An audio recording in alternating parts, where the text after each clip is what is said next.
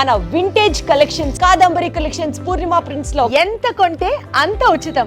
And మళ్ళీ మీ ఈ విషయానికి వస్తే ఫినాన్షియల్ థింగ్స్కి మీరు ఇల్లు అమ్మేసి దీంట్లో ఉంటున్నారు. ఇప్పుడు ఎప్పుడైనా ఆ ప్లేస్కి వెళ్తున్నప్పుడు, ఆ కార్ మా ఇంటి ముందు నుంచి వెళ్తున్నప్పుడు మీ ఫీలింగ్ ఎలా ఉంటుంది? ఏముండదండి, ఫీలింగ్ ఏముండదు, ఇల్లే కదండి. ఫీలింగ్ ఏదో అమ్మటం గొప్ప విషయం కాదు. నేను అనేది ఇది మెటీరియలిస్టిక్ అండి. ఇప్పుడు మెటీరియలిస్టిక్ థింగ్స్, అందుకనే ఇప్పుడు నా థింకింగ్ వేరండి. ఇప్పుడు డబ్బు అనేది ఒక రేంజ్ వరకే డబ్బుకి రెస్పెక్ట్ ఇవ్వాలి. ఒక రేంజ్ వరకు డబ్బులు సంపాదిస్తాం, ఆ తర్వాత డబ్బులు మనం సంపాదించేస్తాం, బానిస అయిపోతాం. అది పెద్ద అడిక్షన్ అండి. దాని అంత పెద్ద జబ్బు ఇంకోటి లేదు. సిగరెట్లు, మందు, గ్యాంబ్లింగ్ కాదు, డబ్బు పిచ్చి అనేది ఒక పెద్ద జబ్బు. ఇప్పుడు అది కనుక ఆ గ్రిప్లోకి వెళ్తే మనుషులు కనపడరు, హార్ట్లు కనపడవు, ఏవి కనపడవు. మర్డర్ చేసినా డబ్బులు సంపాదించాలి, బ్రదర్ చచ్చిపోతే ఆస్తి వస్తుంది మనకి సగం, ఫాదర్ చచ్చిపోయి ఎప్పుడు చేస్తాడా, డబ్బులు ఇస్తాడు, ఈ ఆలోచనలు కదా ఉండేది ఫైనల్లీ. అండ్ డబ్బుకు కూడా ఒక లిమిట్ ఉంటుందండి.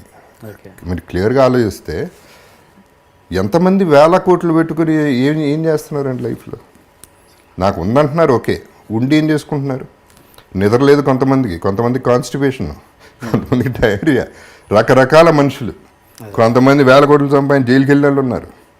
కొంతమంది అంటే జెన్యున్ క్రైమ్ చేశారో లేదో పక్కన పెట్టండి, కన్విక్షన్ పక్కన పెట్టండి.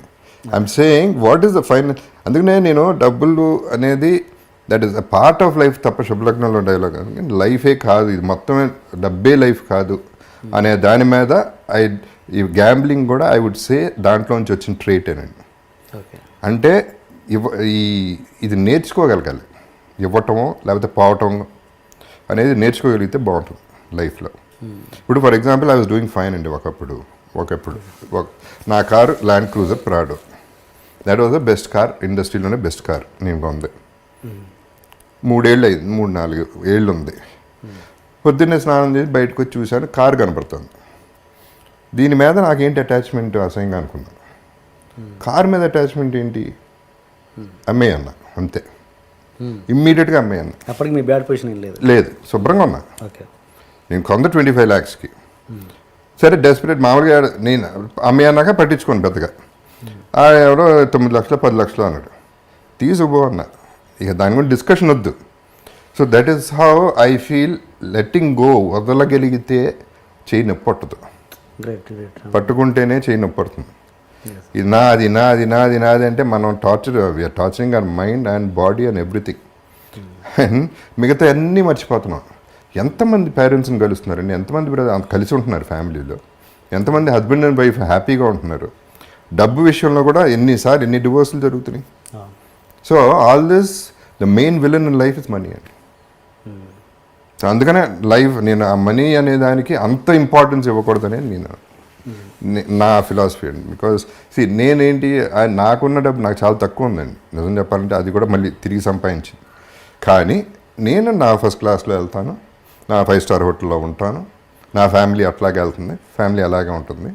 వాళ్ళకి ఎంత మిగిలితే అంత పిల్లలకి ఇస్తాం అంతే. ఎవడు రూల్ పెట్టలేదు 1,00,000 కోట్లు ఇవ్వాలని. వాళ్ళ బతకాలి. ఇవ్వగలిగితే ఇవ్వలేకపోతే నోరు మూసుకు కూర్చో అంతే. అండ్ మీకు బ్యాడ్ ఫీల్, కొంత ఫ్రస్ట్రేషన్ కూడా ఉందండి దీంట్లో. బికాజ్ ఆ ఒక్క దృష్టితోనే చూస్తున్నారు జనాలు. పొద్దున్న లెగిస్తే ఎలా మోసం చేద్దాం, ఎవరిని బకరా చేద్దాం అనే పద్ధతిలో ఎంతమంది ఉన్నారు అంటే నెగిటివిటీ స్ప్రెడ్ అవుతూనే ఉంది. అందుకని I don't go for parties అండి. పార్టీస్కి వెళ్తాం, ఓకే, ముందు కొట్టేస్తాం, రాత్రి అంతా ఒకరికి వాళ్ళు మాట ఇచ్చేస్తాం, రేపు మనం అది చేసేద్దాం ఫోన్ కూడా ఎత్తారు రేపు. సో అల్టిమేట్లీ దానికి ఎంత వాల్యూ ఉందో చూడండి, మనకెంత వాల్యూ ఉందో చూడండి. సో మనిషి వాల్యూ ఇస్తున్నావా, డబ్బుకు వాల్యూ ఇస్తున్నావా అనేది ఇంపార్టెంట్ పాయింట్. మీరు అన్నారు ఇప్పుడు నా 5-starలో ఉండాలి, నా ఫ్యామిలీని అలాగే. నేను 5-starలోనే ఉంటాను, 150 రూపీస్ రూమ్లో కూడా ఉంటానండి. అది కూడా ఉంటా. I'm telling I can afford. అంటే నేను మీ బ్యాడ్ ఫేజ్లో కూడా అలా ఫ్యామిలీకి చూపించారా? అలా చూపించిన పరిస్థితి కూడా వచ్చిందా మీకు? వచ్చిందండి సిచ్యువేషన్. అంటే ఒకటి ఏంటంటే ఆ ఫ్యామిలీకి చాలా వరకు లాస్ట్ 1 year వరకు ఏం తెలియదు, అది నేనేం చెప్పలేదు ఎవరికి. So I had to maintain. వాళ్ళు అడిగింది ఇవ్వటం వరకు చేసాం, అంతవరకు చేసాం. అప్పు చేశానో అది అప్పు చేశానో 60% ఇంట్రెస్ట్ కట్టిన రోజులు కూడా ఉన్నాయి. సో అవన్నీ దట్ ఈస్ మై ప్రాబ్లం. పెళ్లి చేసుకున్నాం, పిల్లలు కన్నాం, వాళ్ళని చూసుకోవాలి, ఎలా చూసుకుంటాం అనేది నా ప్రాబ్లం. సో అది అప్పు చేశాను, దానివల్ల అప్పులు పెరిగిపోయినాయి, ఇంట్రెస్ట్లు పెరిగిపోయినాయి, వాట్ ఎవర్ హ్యాపీ. అది నేను పడ్డాను, ఆ గొడవంతా నేను పడ్డాను. ఏమంటే కంపేర్ చేసుకుంటే what is my problem in life? I don't have a problem. Problem ఉందనుకుంటే ప్రాబ్లం అండి. ఫర్ ఎగ్జాంపుల్ నిన్న సంజు సినిమా చూశానండి, సంజు దత్ లైఫ్ చూశాను. ఆ లైఫ్ చూసిన తర్వాత నా లైఫ్ ఎంత గొప్ప, ఎంత హ్యాపీగా ఉంది. సో రివర్స్లో ఫీల్ అయితే నోబడి హ్యాపీ, సాటిస్ఫాక్షన్ లెవెల్ ఎక్కడ ఉంటుంది? నేను అందరికీ చెప్పేది ఒకటేనండి. ఇప్పుడు నేనున్నాను, జగపతి బాబు ఇక్కడ ఉన్నాడు, అక్కడ లేడు, ఇక్కడ ఉన్నాడు. దీని కింద ఎంతమంది ఉన్నారు? వీళ్ళందరికంటే పైన ఉన్నా కదా. అక్కడికి చూస్తా, అక్కడికి వెళ్తే బాగుందని ఆలోచిస్తా, కానీ ఇక్కడ హ్యాపీగా ఉన్నా. అలా ఆలోచించగలిగితే will have much more love in the society. That is what I'm trying to say. నేను ఇంతకుముందు ఇప్పుడు ఇల్లు అమ్మేయటం అనేది అసలు నేను లేను కూడా లేను. యాక్చువల్లీ ఇల్లు అమ్మేసినాక నేను వైజాగ్లో లెజెండ్ షూటింగ్ చేస్తాను, వైఫే ఖాళీ చేశారు. సో అసలు ఇల్లు అమ్మేస్తున్నారు, బయటికి వెళ్ళిపోతున్నాం అనే ఫీలింగ్ నాకు లేనే లేదు. టు ప్రూవ్ దట్ రీసెంట్గా ఒక పర్టికులర్ విజువల్ నేను షూట్ చేసుకున్నాను వేరే దానికి. ఆ ఇంటి ముందే నేనే కావాలని తీసుకెళ్ళి కెమెరా పెట్టి గేట్ బయట నుంచుని, ఒకప్పుడు నా ఇల్లు ఇది, ఇప్పుడు ఇల్లు అదే, అడ్రస్ అదే, పేరు మారింది, అంతే జరిగింది, అంతకంటే ఏమీ జరగలేదు. ఈ ఇల్లు పోవడం వల్ల నాకేం పెద్ద నష్టం కలగలేదు, ఇంతకంటే పెద్ద ఇల్లే కట్టుకోగలను. So it is not an issue అనేది ఇంతకుముందే చెప్పాను. వాటి మీద ప్రేమ పెంచేసుకుంటే మనం ఎందుకండి ఇంకా? సరే కావాలి, ఇల్లు ఉంటే బాగుంటుంది. బ్రహ్మాండమైన ఇల్లు కట్టడం చాలా ఖర్చు పెట్టి, చాలా మంచి ఆర్కిటెక్ట్తో బ్రహ్మాండమైన ఇల్లు, అందరూ వచ్చేవారు, అందరికీ విపరీతంగా వచ్చేది, అందరికీ 300 రోజులు భోజనం పెట్టేవాడిని. So wonderful times we had, all that is okay fine. But situation అది అయితే ఏమవుతుంది ఏమంటే, ఇప్పుడు హాస్పిటల్కి వెళ్తే పేషెంట్ని చూడటానికి ఒక రూమ్కి వెళ్తే పేషెంట్ చచ్చిపోయాడు, వేరే పేషెంట్ వచ్చేసాడు, పేరు మారిపోయింది, అక్కడ మనిషే పోయాడు అక్కడ. అంత సింపుల్గా జరుగుతుంది. ఇల్లు, కారు ఇట్లాంటివన్నీ అంత సీరియస్గా తీసుకుంటే I don't think you're giving value to your life. ఉన్నాయండి, అన్ని డబ్బులు ఉంటే ఏదన్నా చేసుకోండి లైఫ్లో, ఆల్ దట్ ఈస్ ఓకే.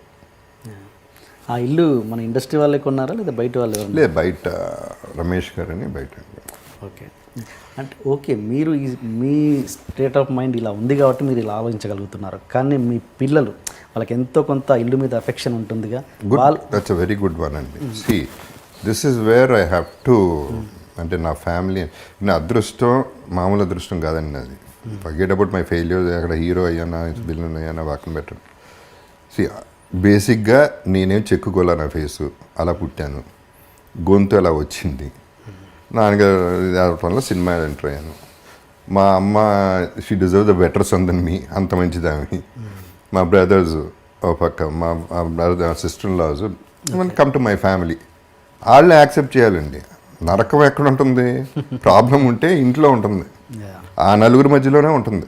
నాకు ఆ ప్రాబ్లం లేదు. బాధపడతారు, డౌట్ లేదు, బాధపడతారు. ఎక్స్ప్రెస్ కూడా చేయలేదు ఎక్కువ, గొడవ అవ్వలేదు, ఆర్గ్యుమెంట్ అవ్వలేదు, ఏ రోజు ఏమీ జరగలేదు. వాళ్ళు ఒకటే రిక్వెస్ట్ చేశారు, ఇల్లు అమ్మద్దు, ట్రై చేయండి అంది. కుదరలేదు, అమ్మాం. దానికి అదృష్టం ఉండాలండి ఫస్ట్. ఫ్యామిలీ బాగుంటాం అనేది అది అదృష్టం, మిగతా ఇంకేం అవసరం లేదు. ఇంకేమున్నా లేకపోయినా బతికేయచ్చు. ఇంటికి నేను ఒకటే అడిగానండి, పెళ్ళప్పుడు కూడా నేను ఒకటే చెప్పా, బయట ఎన్నన్నా పడతాను ప్రాబ్లం లేదు, ఇంటికి వచ్చేపాటు ఒక స్మైల్తో ఉండి చాలు.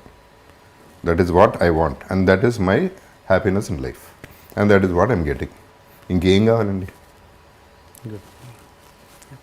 ఇప్పుడు ఇది కూడా అంతకుముందు డబ్బుకి వస్తాయనండి, అంతకుముందు ఏమంటారు దీన్ని, ముజ్జరాలకి వెళ్ళేవాడిని బాంబేలో, ఇక్కడ ఫామ్ హౌస్లో పెట్టినప్పుడు. ఏంటనేది నాకు క్యూరియాసిటీ. 2-3 సార్లు చూసి నాకు చాలా చిరాకు వచ్చింది. ఆ నోట్లు అట్ట ఇసిరేయటాలు, ఇక్కడ పెట్టటాలు, ఆడాళ్ళకి అక్కడ పెట్టటాలు. అసలు ఏంటిది? ఏం వాల్యూ ఇస్తున్నాం మనం ఆడాళ్ళకి? స్త్రీకి ఇదే మనం ఇచ్చే వాల్యూ. 100 రూపాయలు 10 రూపాయల కోసం వాళ్ళు పడి దానికోసం కష్టపడటం. వాళ్ళ పాపం వాళ్ళ బ్యాడ్ లక్ అట్లా అయింది. ఈ ఎదవలకి ఏమొచ్చింది? ఇదే పద్ధతి. అంటే ఐటమ్ ఒక టాయ్ కంటే వర్స్గా ఒక స్త్రీని చూడటం అనేది చాలా బాధ వేస్తుంది నాకు. సో నేను ఎప్పుడు ఏమనుకునేవాడిని, నా ఫీలింగ్ ఇది చేయలేదు, కానీ ఒకసారి వెళ్ళాను ముజరాకి, 1,00,000 రూపాయలు చేతిలో పెట్టి వెళ్ళిపోయాను అంతే. ముజిరా చూడలే ఏం చూడలే. ఓకే. అది నాకు నచ్చింది. At least she'll be happy for 1 month or whatever. Okay. ₹1 కోటి ఇవ్వాలని నాకు అంత ఆశ ఉందండి అటువంటి వాళ్ళకి. ఇలా కాదు చూడాల్సింది, ఇది కాదు లైఫ్. ఓకే. సో డబ్బు గురించి చెప్తున్నాను. I'm coming back to that point. That is my expression ఏంటి ₹1,00,000 చేతిలో పెట్టగానే? నేను చూడను కూడా చూడలేదు. ఓకే. నేను చూడను కూడా చూడలేదు యాక్చువల్లీ. నాకు అంటే ఏదో చూడాలి, తన ఎక్స్ప్రెషన్ చూడాలి, తన థ్యాంక్స్, అది ఏం లేదు. నాకు ఆ కోరిక పుట్టింది, ఇది